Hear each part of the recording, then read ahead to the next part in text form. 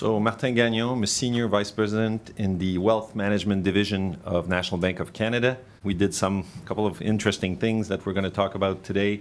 I had different teams, one of them being a sales team, wholesaling team, and that's those that we're most interested in today. We worked with Suleiman, as I said, to when we got the idea.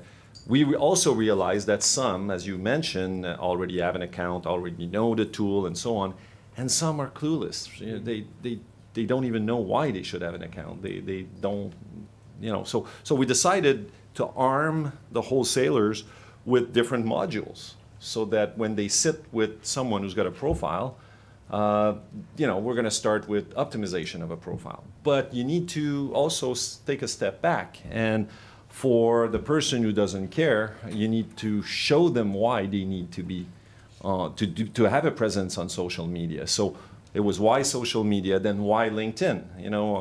All the work we did, we realized, and I'm not joking, I don't care about Facebook or Twitter. To me, I don't need this in my life. But we're telling professionals, you absolutely need to be on LinkedIn. And then all the examples of doing the ego search. Type your name on Google, see what happens, and so on.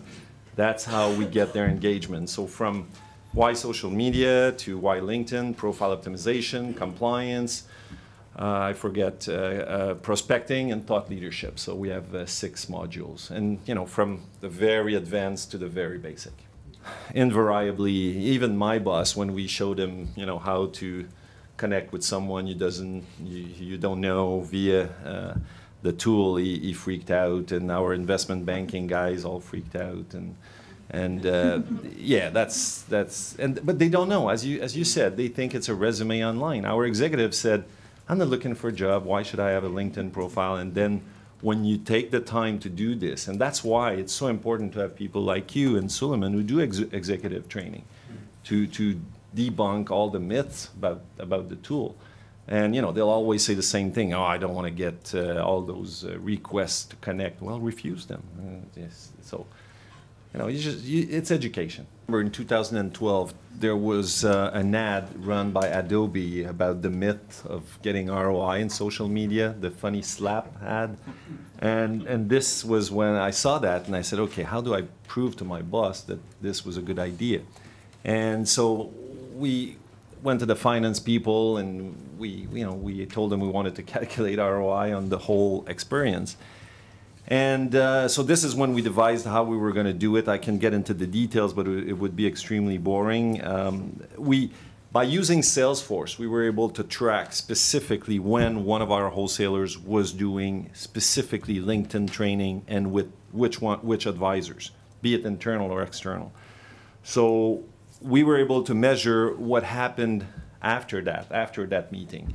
And we excluded the advisors that were already active with us, so only the new ones. And it's for a very limited period of time that we looked at, because initially, even though the project was for over 10 months, what gets measured gets done. So we did not see the meetings in Salesforce initially, so we forced it.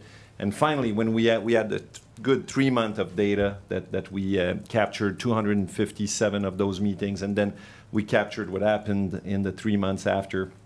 And very, very conservative assumptions without getting into the details.